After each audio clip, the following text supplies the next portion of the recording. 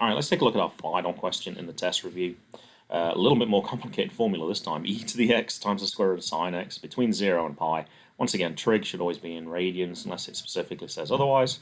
The finite region R is bounded by the curve on the x-axis. So we're looking at the integral between 0 and pi then for this. Clearly we have no idea how to integrate this, so not a big surprise then for this question.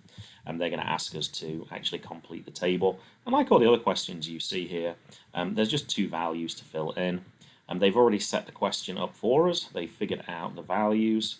They have 5 values here, so 4 trapezoids. And pi divided pi minus 0 is pi, divided by 4 is pi over 4. And you can see this goes up by pi over 4. We have to fill in 2 missing answers. So pi over 4, plug in, pi over 2, plug in, and we're just going to take a look at the answer. There you go. You can see that those answers there. So that would be the missing number, and that would be your missing number as well. And then at the end again, for 4 points, use the trapezium rule with all the values to obtain an estimate, giving your answer to 4 decimal places. Actually interesting for this one, it said give your answer to 5 decimal places, and then they went significantly over 5 decimal places. I'm not quite sure why they did that for that one, but you should definitely follow the instructions in the question.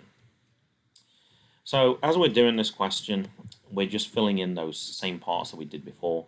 1/2 times the height, so the height is just the width. You can see that it's going up by pi over 4 here, so there's pi over 4. This time they put the first and the last terms actually at the start and the end. I normally bring them both to the front, but that's fine.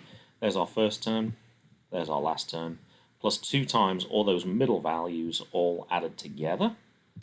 And once again, points for trying to do this. Structure of the trapezium rule, you can get a method point. So always show your steps when you're doing these questions. And if you want to check your calculator work here, they did actually split this up as well. This is pi over 8. They worked this out as 31.0357, etc. Then they multiplied it together. We have more decimal places here, and then they finally rounded the answer at the end of the question to 4 decimal places. So, very similar method. It gives you a good idea now of the structure of these questions that they're likely to give you.